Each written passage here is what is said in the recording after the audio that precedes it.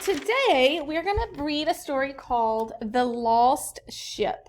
A World War II ship destroyed at sea, a captain blamed for the tragedy, and a kid's quest to change history.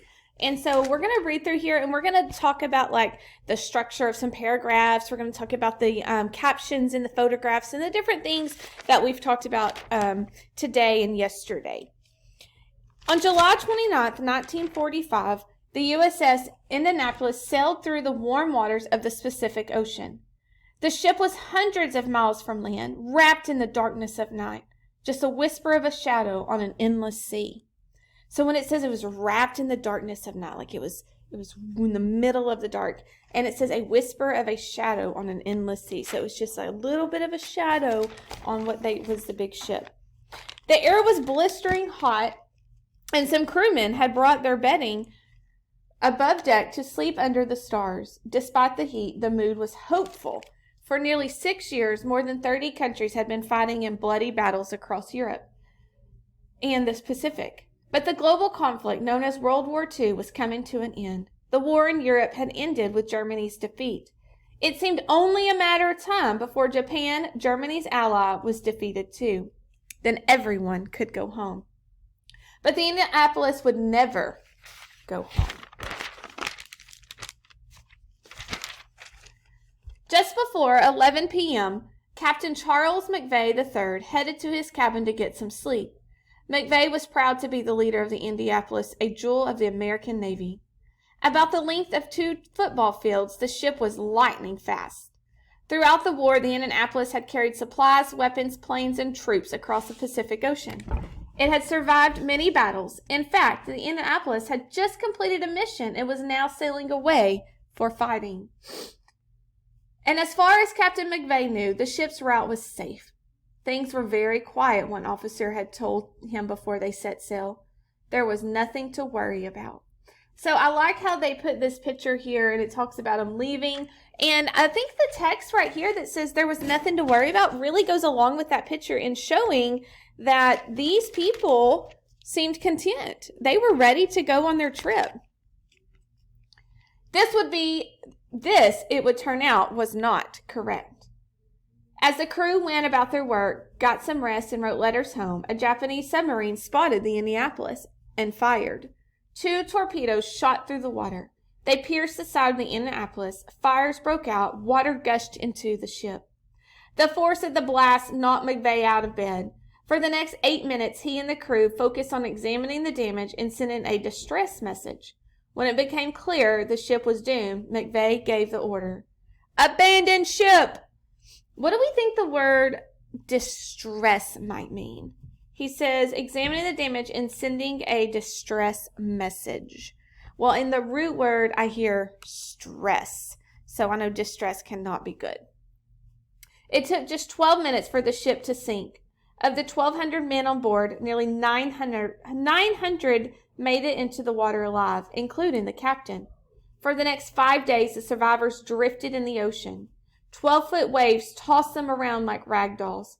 Hungers clawed at their stomachs. Their throats were dry with thirst. Some began guzzling seawater in desperation, only to throw it up. Meanwhile, packs of hungry sharks circled the men, adding to their terror. When help finally arrived, only 316 survivors remained.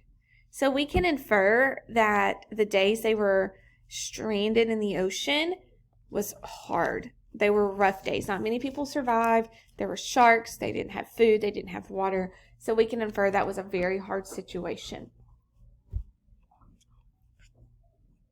All right, so this heading here we have called the trial. So the beginning of the story kind of gave us the background information of what happened. So now we have the trial. So I think that most of this section is going to be about how the captain went on trial in the courtroom. 12 days after the rescue, Japan announced it would surrender. Yet, as the world celebrated the end of the war, the families of the men lost on the Indianapolis grieved. How could such a terrible thing have happened? Could it have been prevented? Who was to blame? The Navy came up with an answer. Captain McVay. He was put on trial by the military. During the trial, the Navy accused McVeigh of putting the ship in danger. They said he should have zigzagged, which means fallen a crooked path through the water. This, they claimed, would have prevented enemy torpedoes from hitting the Annapolis. After a 2-week trial, McVeigh was found guilty. The verdict did nothing to bring back the men who had been lost, but it shattered McVeigh's life. He was haunted by the loss of his men and his ship until his death in 1968. This might have been the end of the story of the Indianapolis, but in fact, it was only the beginning.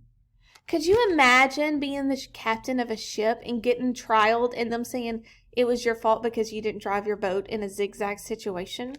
That's scary. But to me, that's kind of like a lesson, right? Like other people can learn from that. A school project. In 1996, more than 50 years after the sinking of the Indianapolis and a world away, 11-year-old Hunter Scott was watching a movie at his home in Florida. The movie was called Jaws. Hunter was riveted by the story of a ferocious great white shark terrorizing a town. But it wasn't the shark that really caught his attention. It was a 3-minute speech by one of the characters about a ship Hunter had never heard of, the Indianapolis. Hunter asked his dad if the story of the Indianapolis was true. His dad said it was. Hunter decided to make the ship the topic of his 6th grade history fair project. Like a detective working a case, Hunter set out on search for information.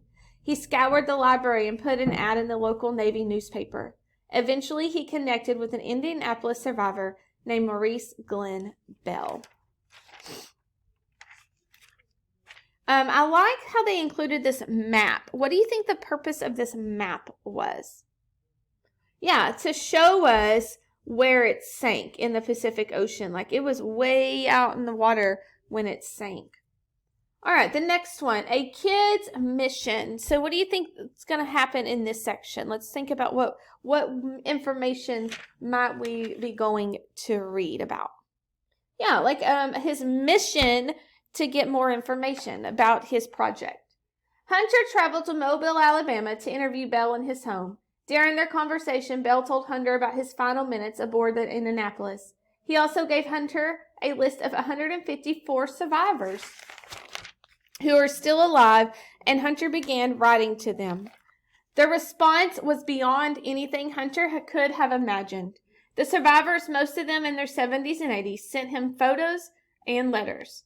They wrote about friends they had lost. They described the long days and nights wondering if rescue would ever come. Some spoke of the first time in decades what they had gone through. But as the stories poured in, a larger story began to take shape.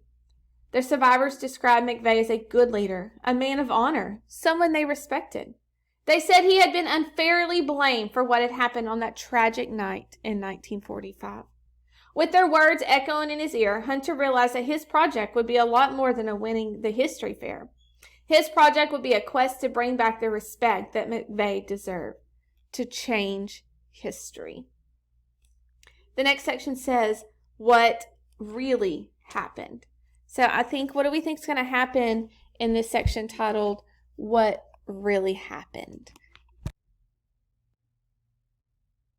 Okay.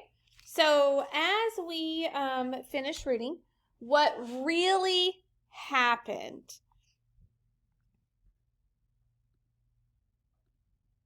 I'm not really sure what's going on here. The tragedy of the Indianapolis, as Hunter would learn, could not be blamed on one man. It was a result of a series of mistakes and bad luck. For example, before Captain McVeigh set sail, he asked for an escort ship to travel alongside the Indianapolis and help protect it for submarine attacks. But he was told an escort wasn't necessary. By then, most of the war activity was far from where the Indianapolis would be sailing. What Captain McVeigh didn't know was that at least 4 enemy submarines were in the area. In fact, only days earlier, one had sunk another U.S. ship. But this crucial information was never given to him. If he had known, Hunter wondered, would McVeigh have changed his route? Would he have insisted on the escort? Even worse, no one noticed when the Indianapolis did not arrive at its destination, an island in the Philippines called Leyte. The survivors were discovered by accident when an airplane pilot spotted fuel spilled from the ship in the water. Bell and many of the other survivors told Hunter the trial was unfair. key information was left out. The captain of the Japanese submarine, Hashimoto, was brought in to testify. He later said his words had been poorly translated from Japanese to English. This made McVeigh seem guilty of causing the disaster. The claim that McVeigh should have zigzagged the ship was questionable too. No one was even sure whether zigzagging was effective. You could have quite easily zigzagged to avoid one torpedo and glide into another. What's more, as far as McVeigh knew, the route was pretty safe. He had no reason to zigzag. The trial was the worst thing the Navy could have done. It dishonored the captain and the crew. For decades, the survivors had been to clear their captain's name without success. They were frustrated and angry, and during the war, more than 300 captains lost their ships. Only McVeigh was put on trial. Could a middle school student make the world listen at last? And I don't know if you can see, because I'm not sure what's going on with my computer, but there's a photograph of him here presenting what he was doing, presenting it with the veterans that were in that war during that time. All right, our new subtitle is called A New Mission. In 1997, Hunter wrote to President Bill Clinton and the Secretary of the Navy, John Dalton. He asked for McVeigh to be cleared of all wrongdoing. The answer he received was no. But Hunter wasn't discouraged. Giving up never crossed my mind. I just felt this was the right thing to do and that other people would also see the right thing to do. Luckily, a member of Congress in Hunter's hometown of Pensacola heard about Hunter's project. He decided to showcase it in his office.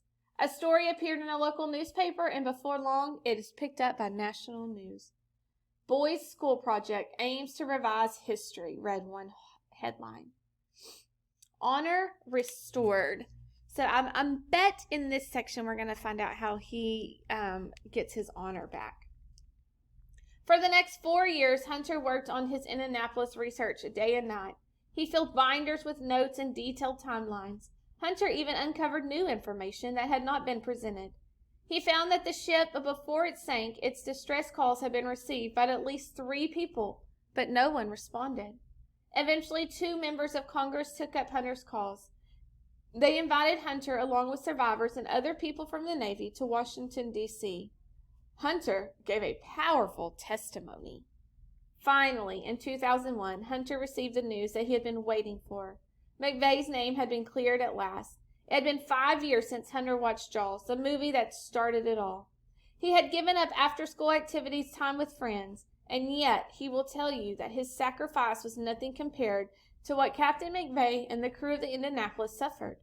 Today, Hunter is a pilot in the U.S. Navy. It was not a career he imagined for himself when he started his project, but the time he spent with the survivors changed him. What those men sacrificed, the courage, the honor they showed, I joined for them. And so I think they included this picture to show when he went and spoke to Congress. And so it said he gave a powerful testimony. So that piece of text evidence supports this picture right here.